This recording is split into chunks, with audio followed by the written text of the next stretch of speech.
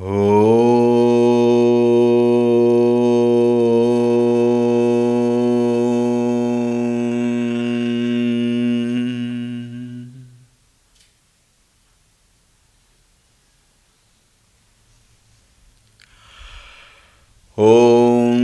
गणेशाय नमः। ओम श्री सरस्वत्यै नमः। ओम श्री गुरुभ्यो नमः।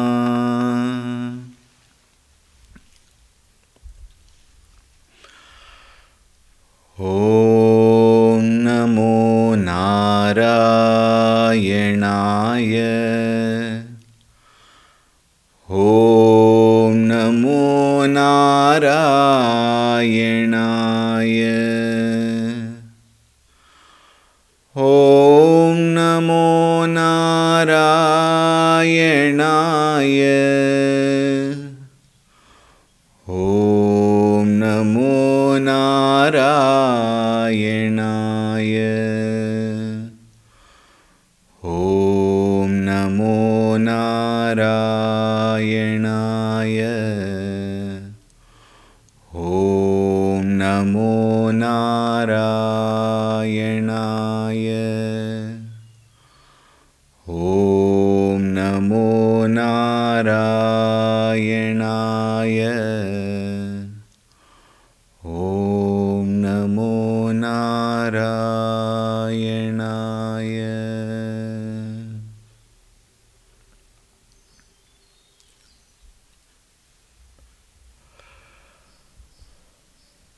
ओम सदाशिवसमारंभां शंकराचार्यमध्यमाम् अस्मदाचार्यपर्यन्तां वन्दे गुरुपरम्पराम्।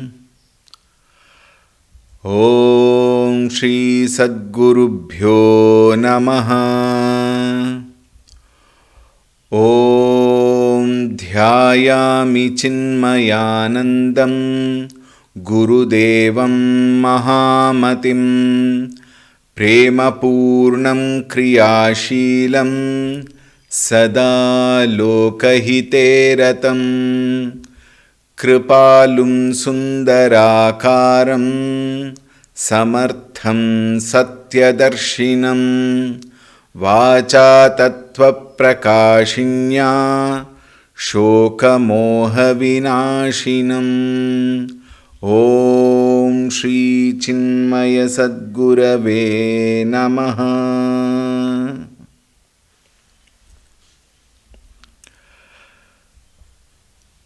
हरि ओम, सुप्रभातम।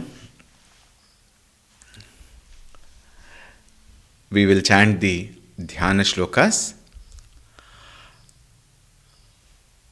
ओम शुक्लांबरधरं विष्णुं शशिवर्णं चतुर्भुजं प्रसन्नवदनं ध्यायेत् सर्वविघ्नोपशान्तये।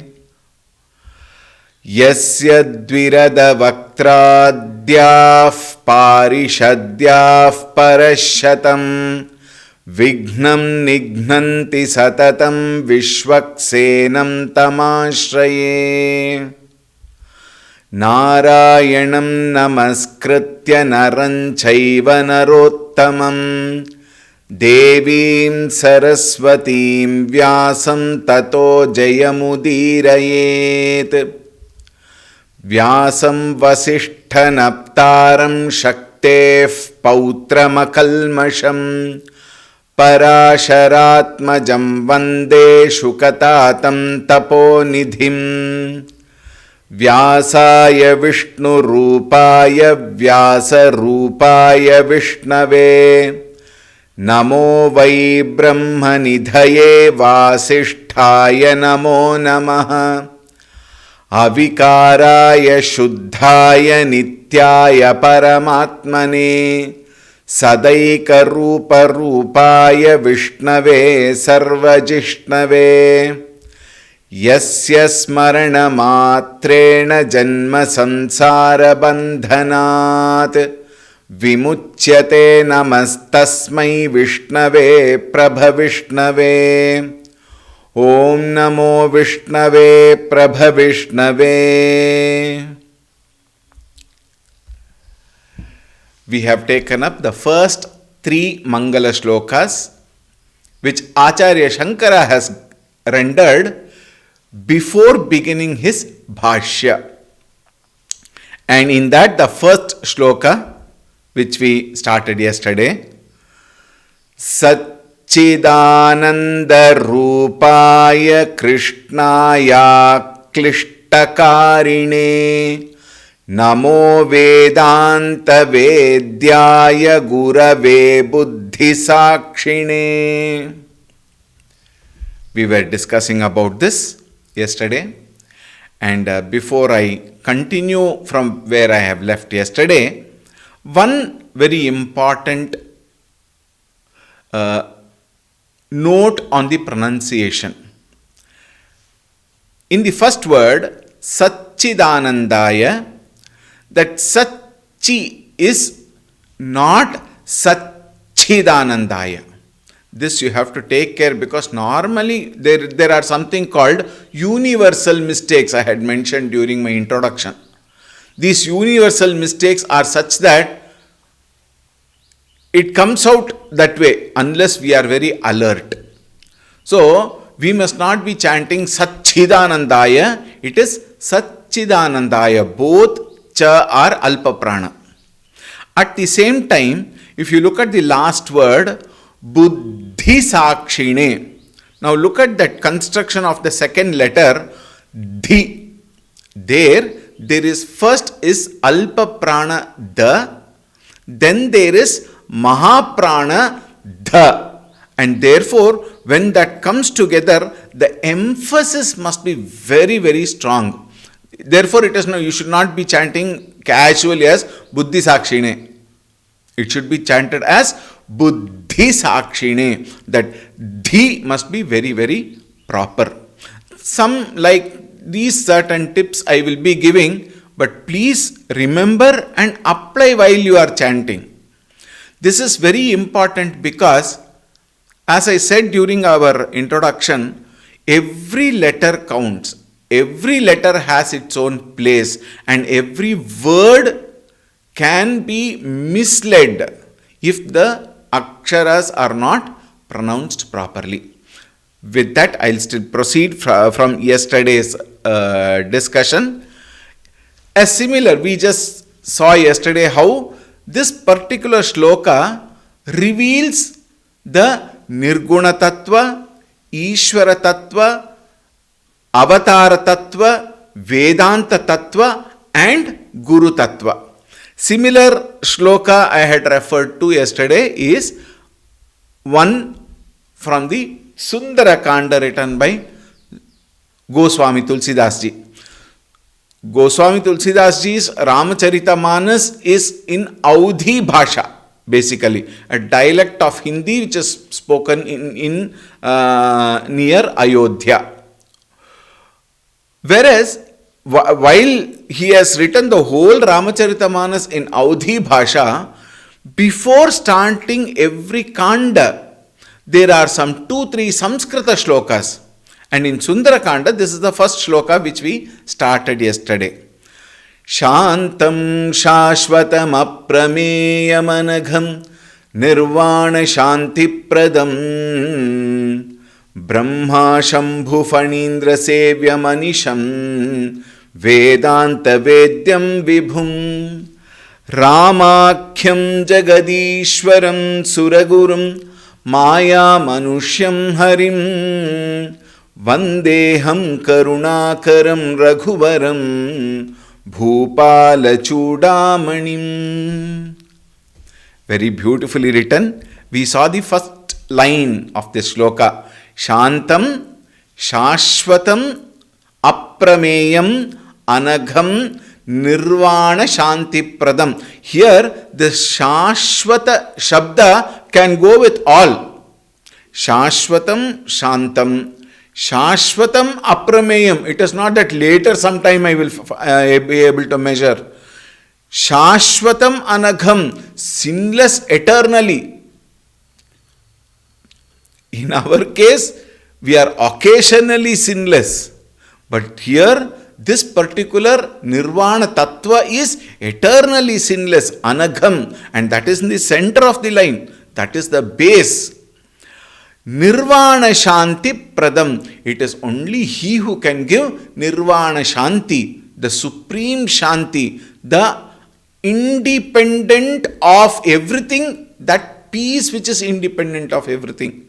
So Shantam Shanti Pradam. We saw this yesterday. Brahma Shambhu Phanindra Anisham Sevyam. For all time, all the three of them offer their services to this Supreme Lord. Here in this shloka it is referred to Rama, that will come in the third line. And therefore here it is Ishvara Tattva. And how can we come to realize, know this Tattva? Vedanta Vedyam. Only through Vedanta. There is no other means. Let me take this opportunity to express one very important truth. Blessings, Anugraha, Ashirvada, all these are possible by everybody.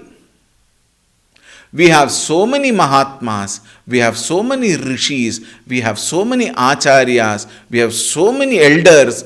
All of them can definitely only bless us. By touching the head, Vedanta Jnana will not come. Realization will not come.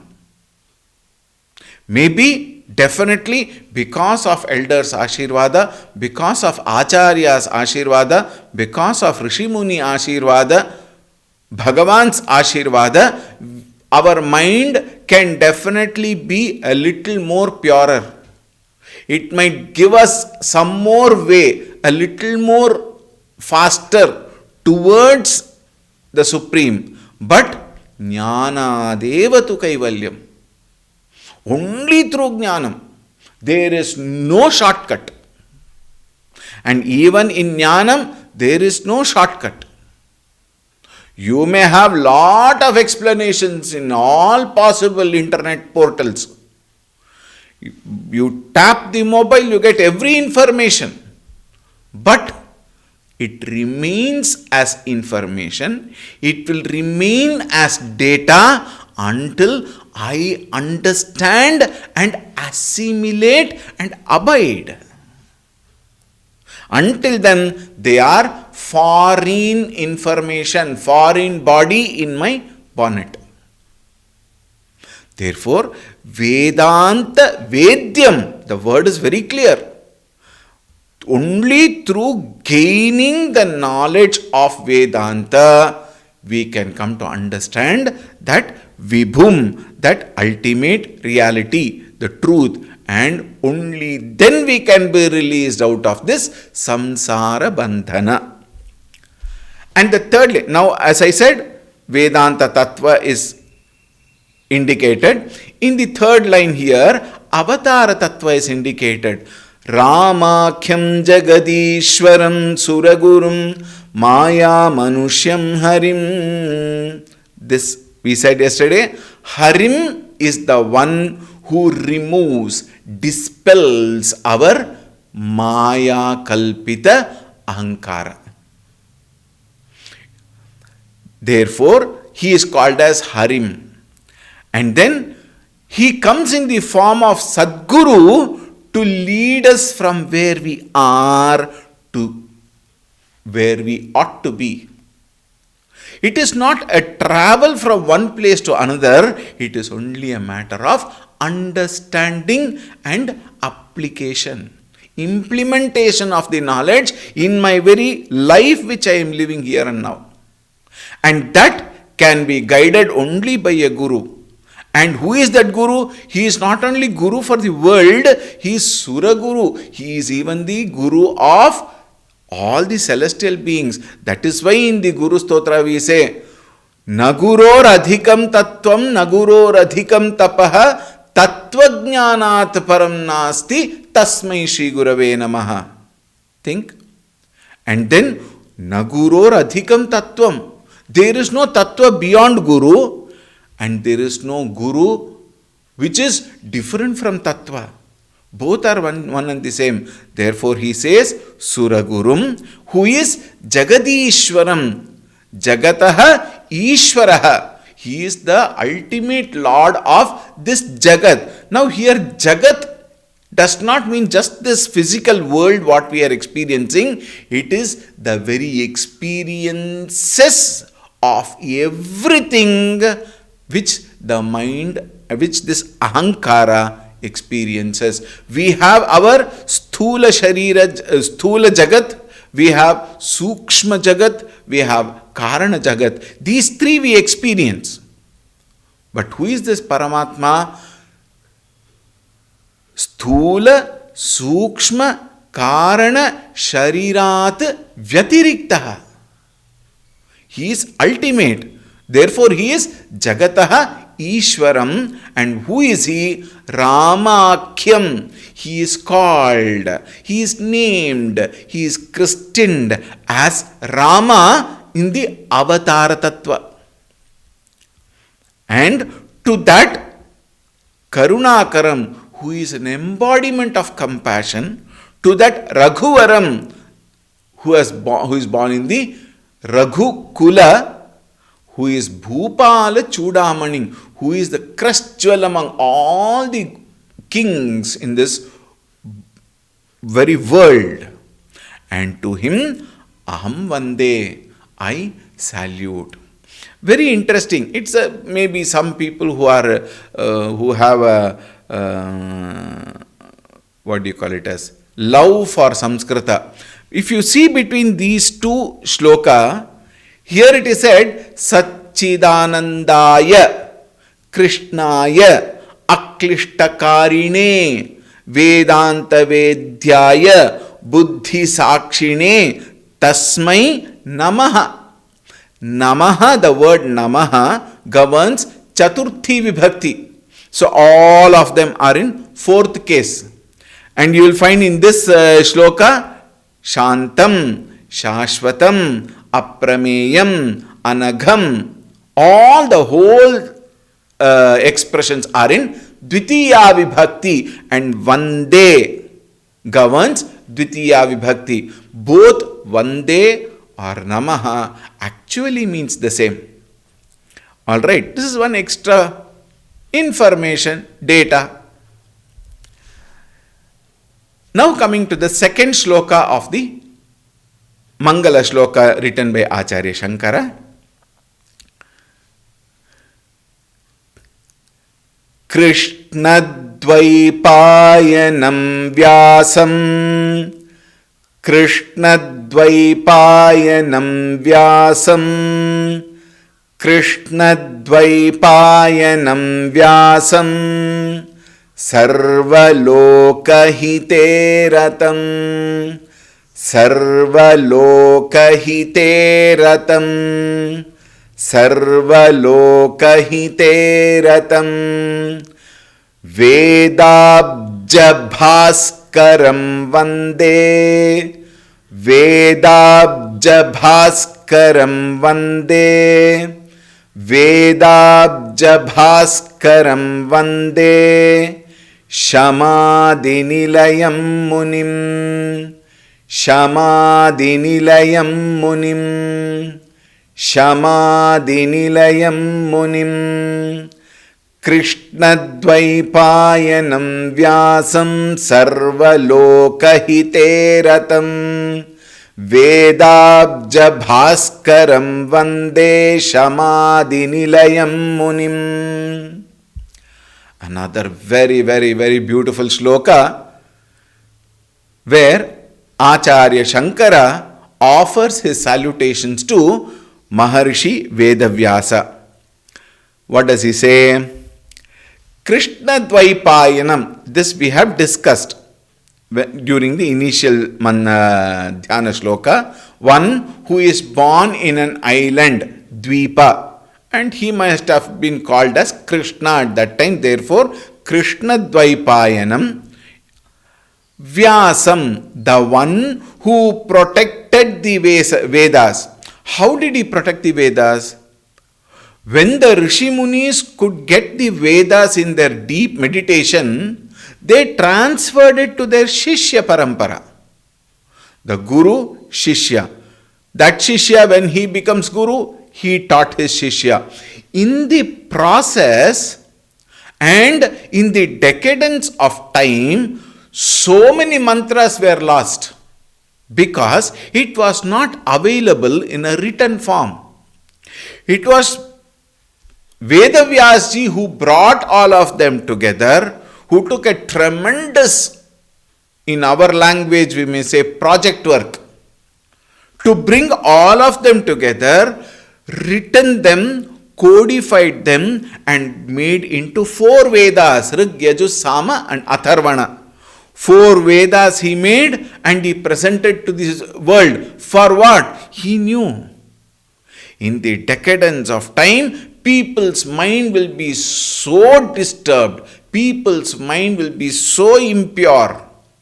And such a disturbed, distracted, impure mind cannot hold the mantras without an alambana, a support, in a written format. And thus we have today all the Vedas. Remember, the world, the ocean of Vedas are there which we have today. If that is the case, how much we must have lost? Thanks to Vedavyasji, that today we have this much of Veda. This much of Veda to study, you can't do it in one lifetime. It is such a huge gamut of Vedas. But at least whatever little possible, if today we are able to learn, it is only because he protected the Vedas. And therefore, he is called Vedavyasa. Vyasam. Sarvaloka hite ratam, one who revels in the good of the whole world. That is the purpose, that was the inspiration, that was the motivation which he had to bring the Vedas to all of us, for the sake of the good of the world. Now see, if you can only imagine, to write one textbook itself, it is such a major task for all of us. In fact, I must confess, we also thought of bringing out one book during that Ganesha Saptaha. We brought out one book with so much of, it is a nightmare. The proofreading of a book is a nightmare. And in spite of it, still so many mistakes were there. Why? It is they call it Mudra Rakshasa, they call.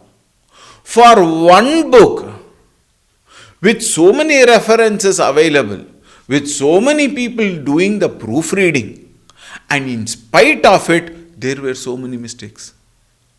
Now think about the whole Veda Shastra compiled, written, codified and made into 4 categories.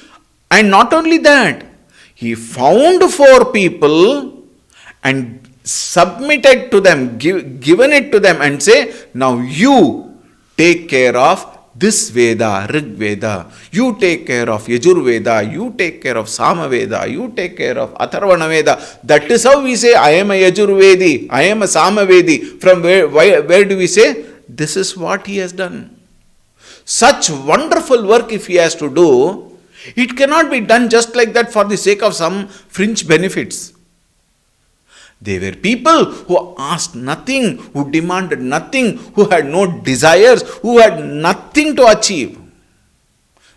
Only for the sake of the love for the world, the love towards Vedanta, and the joy of making people learn this Veda and come out of the bandhana. This cannot happen just like that by any human being. That is why we call him Bhagavan Vedavyasji. Vyasa Rupaya Vishnave. because it has to be only by Bhagavan. And Vedavyasji is therefore called Bhagavan Vedavyasji. He protected the whole Vedas because of the love for humanity. Paropakarartham idam shariram. He practically lived. It is not only he. If you go through the life history of Santa Purushas, Mahatmas, think of Ramakrishna Paramahamsa, think of Ramana Maharishi, think of Mata Amritandamayi, think of Mirabai, think of Swami Tapovanji Maharaj, think of Parampuja Gurudev, Swami Chinmayananji, everybody. And all of them had so much of trouble in their physical body. Nobody was actually healthy from the terms of our standards, physically. But they were in optimum health when it comes to their emotions, their intelligence, and their very lifestyle. Think. And therefore, they lived. Sarva bhuta hite rataha, says Bhagavad Gita. Therefore, Acharya is called Sarva loka hite ratam. Vedabja bhaskaram. Similarly, we have it in our Guru Stotram. Vedanta ambuja suryaha. Yaha tasmai gurave namaha. Vedantambuja suryo yaha tasmai shri gurave namaha. We chant. What is that? Ambuja means lotus. Veda ambuja bhaskaram. He is like the sun to the lotus, he is to Vedas. Just as the lotus blooms in the presence of the sun, Surya Devata, Vedas bloomed in the presence of Bhagavan Vedavyasji. Otherwise it was there. It is not that it was not there. Vedas were there, but it was brought to limelight until this generation and for all generations to come. It was done by one Maha Rishi who is Bhagavan Vedavyasji. Shamadhi Nilayam. He is the Nilaya. Nitaram liyate yasmin nilayaha. The one which is permanently established. In. Here it is in Vedavyasji. He is the Nilaya of what? Shama Adi, in whom the Shatka Sampatti. If you had followed Tattva Bodha, the very text starts with Sadhana Chatushtaya. Even Viveka Chudamani, you will find Sadhana Chatushtaya is initially elaborated. Without that, we cannot proceed further. And what is this Sadhana Chatushtaya? Viveka, Vairagya, Shamadhi, Shatka Sampatti. 6. A group of 6 as the third one. And fourth one is Mumukshutvam. And this group of 6 is extremely important for a sadhaka. What are they? Shama, Dama, Uparama, Titiksha, Shraddha and Samadhanam. There is a spelling mistake. It has to be Samadhanam, Mahaprana, Dha. All are well established in Bhagavan Shri Vedavyasji. Now what are these Shamadhi? Shama is explained as Manonigraha. That means the one who has mastery over the mind. Normally, loosely we may also translate it as control of the mind. But control is not an appropriate shabda because control requires lot of effort and force. Whereas mastery is an ability where I master my mind and my mind does not go out of me without my permission. It has no independent freedom. Now what is our condition? We are slaves of our mind. Wherever mind wants to go, I want to go. I feel like doing something. The moment we say, I feel like doing something, we are slaves of our mind. Therefore, shamaha is a very important quality, a very important virtue, a very important ability where I have the mastery over the mind. I am the lord of my mind. And I don't have to put in effort to keep the mind with me. It is with me. That is called as mastery. Think. Otherwise it is control. Think. Mastery is, I don't have to control, it remains with me. Similarly, damaha. Chakshuradi bahya indriya nigraha. It is not only the mind, even the senses and sense organs are under my control. Therefore, mastery over my senses. These two are the greatest task. Greatest task. Because, there is one story. One family went to one acharya, one rishi, one sadhu probably in his kutira. The family goes there, offers their namaskaram, offers their fruits and dakshina, etc., and then quietly sits down. And the boy is very, very, very sharp. And the guru gives some upadesha. And in his upadesha, he says, mind control. Take care of your mind. Control your mind. Like that he must have told.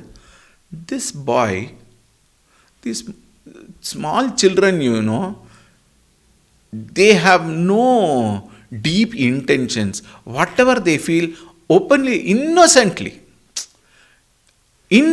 they will ask. Because that mind is so pure. It is not contaminated with all the worldly things. He is still a small boy. He asked that Guru, can I ask you one question? The Guru was delighted. He said, of course you can, my boy. Ask me. So the boy asked, hey Guru, you were talking about the control of the mind. You were talking about the control of the senses. Have you achieved it? Then the Guru said, I will not answer this question now. I will call you again and I will answer you this question. But why? I want an answer now. He said, no. I will tell you at the appropriate time. And the family go. And probably several years passed. And at one time, the Guru was almost in his deathbed. At that time, he summons this family. By the time that boy has grown up, that boy has become a great professional, a very intelligent boy. So he came and he came with the family. Again, the parents have grown old. They come. The Guru is in the deathbed. And the Guru's two Shishyas are serving him, taking care of him. At that time he calls. The boy remembers. Because after that they have not come and seen the Guru. The boy remembers. By the time, remember, the boy's mental status has improved. It has matured enough. So all of them prostrate to the Guru and they sit down. And at that time, all the three are quiet. The mother, father and the boy, maybe some more also, they were quiet. Slowly gaining some strength. Guru was very weak, he was old. He said, my dear boy, several years back you asked me one question. Have I mastered my mind and senses? This boy might have forgotten. So he looks at his parents. Is it? Did I ask such a question? The father and mother remembered. They said, yes, you did. And then all the three look at the Guru, and the Guru says, yes, my dear child, now I can say, I have mastered my mind and my senses. And at that moment, the Guru drops his body. It is not so easy. We all have got some fanciful thinking of what others should be, what others ought to be, and we have no care for what one has to be. We judge, we point out fingers, we find faults, but all said and done, nobody is spared when it comes to the efficiency of holding the mind, holding the senses. It is a greatest knowledge, it is a greatest task for every human being to hold their mind and senses. Think. That difficult it is. And the one who has mastered them is truly a master. And here Veda Vyasji is called as what? Shamadhi Nilayam. And what is the third one? Uparama. Uparamaha means Swadharma Anushtanameva. What is that? Why is this given? Having taken the control, if I may use, of the mind and senses, the energies which are being lost through these are conserved and redirected, rechannelized towards one's own duty. Swadharma Paripalanam. Swadharma Anushtanam. This is very important in a sadhaka's life, to hold on to them, conserve all the energies, withdraw the mind and senses, and having withdrawn, you have to direct it towards one channel. Otherwise, it will give you no time, it will again escape. Therefore, give an activity. Idle mind is a devil's workshop. So how do I keep it active? Swadharma Anushtanam, observance of one's own duty. Fourth one, Titiksha. Shitoshna Sukha Dukkhadi Sahishnutvam. And in Viveka Chodamani, Acharya says, Sahanam Sarva Dukkhanam Apratikara Purvakam Chinta Vilaparahitam Satitiksha Nigadyate. Titiksha is endurance without complaint. That is why Param Puja Gurudev very beautifully said, faults become thick when love is thin.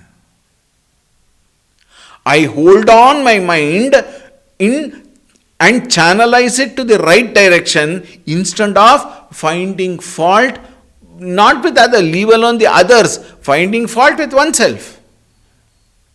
It is called as self-pity. So the instruction here is what?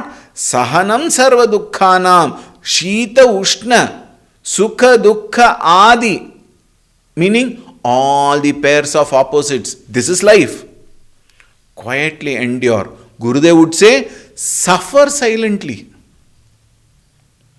Don't bring out, don't show to the people, don't cry aloud. Frankly, nobody listens to you. Why? Their noise is more. Each and everybody's noise is more inside. So they have no time, they have no ears to listen to you. Therefore, quietly accept and channelize. Titiksha, Shraddha, Guru Vedanta Vakyadishu, Vishwasaha. Faith, trust in the words of the teacher as well as the scriptures. Here, very important point which we have to understand. When it is said words of the Guru and words of the scriptures, the words of the scriptures spoken by the Guru for my upliftment, that is all is my business with the Guru. Think. Our business with the Guru, our engagement with the Guru should be only the words of the scriptures. We will find in the Laukika Jivana, the Guru is definitely appreciated, the Guru is well taken care, but again, over a period of time, you will find the Shishyas become so Laukika that they are associating themselves with the Laukika Jivana of the Guru rather than the Paramarthika Jnanam. Therefore, our attention, our concentration, our focus with reference to the Guru should be in the words of the scriptures through the mouth of the Guru. Think. Guru Vedanta Vakyadishu Vishwasaha. Trust, faith. Listen to him, Shravanam. And then Mananam. In the Mananam, the deliberation, reflection, all this have to be with reference to the Shastra Jnanam. Very, very important. If the focus is distracted, within no time, we fall in the path of sadhana. Therefore, beware. Have faith. The last one, Samadhanam. Chitta Ekagrata. Chitta Ekagrata meaning what? The mind is well settled. The mind is well equipped for Shastra Adhyayanam, and the mind has no more capacity, no more ability. The mind is free from being lost into the whims and fancies of the world. The mind has no interest in the world. Such a mind which has no interest in the worldly affairs is a mind which is available with quietude. Now look at that. Such a mind can definitely work on the Shastra with one-pointedness, focus. And therefore, Acharya Bhagavan Vedavyas Ji is also called as Shamadhi Nilayam, who has all these Shatka Sampattihi. Then he is called Munim. Why is he called Munim? Manana Shilaha. What is Manana Shilaha? The one who is always engrossed and who is the best in reflection on the Shastra Vakya. They have done so much of research on human mind, human intellect, and its requirements to reach the higher. Through what? Manana. Even now, classes, so many of you listen to the classes in whichever condition at home. Thanks to you for listening. And because of you, I am also inspired to speak. Think. But how many of you sit back when you get, let us say, 10 minutes time, 5 minutes time? How many of us sit back to reflect on the words spoken with reference to the Shastra? Shravanam takes place. Very many of you say, oh Swamiji, the class was excellent, the class was beautiful, so much I learned today. Many of you had messaged also. Is it not? But how many of you sit back and actually reflect upon what has been spoken? Have I imbibed those qualities in my life? Am I following them? Or I am helplessly distracted, and very many times we are not even aware of such distractions. And by the time we come to know of it, several years gets passed. Think. Therefore, reflection, contemplation, scrutiny, analysis of what I have heard is very, very important in one's life. Manana Shilaha and Maunat Munihi.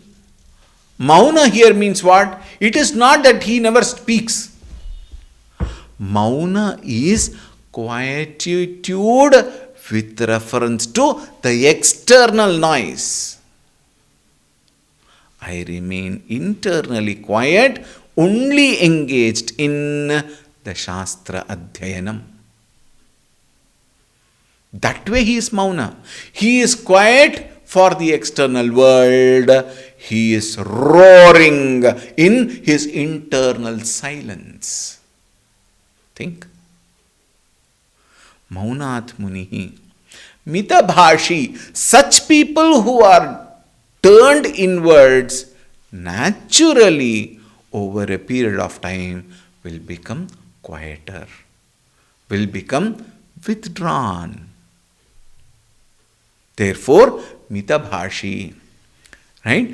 Tam vyasam aham vande. What a beautiful shloka. How much to learn even in Dhyana shloka. Please note, we have not yet entered Sahasranama. Don't sit there. Swamiji, when will you enter? When you enter, I will listen to you, Swamiji. There are some people. When he starts Sahasranama, I will listen. If you should have an ability to listen to Sahasranama, you must have all these knowledge much before. Therefore, Dhyana shlokas are very important. Don't underestimate them.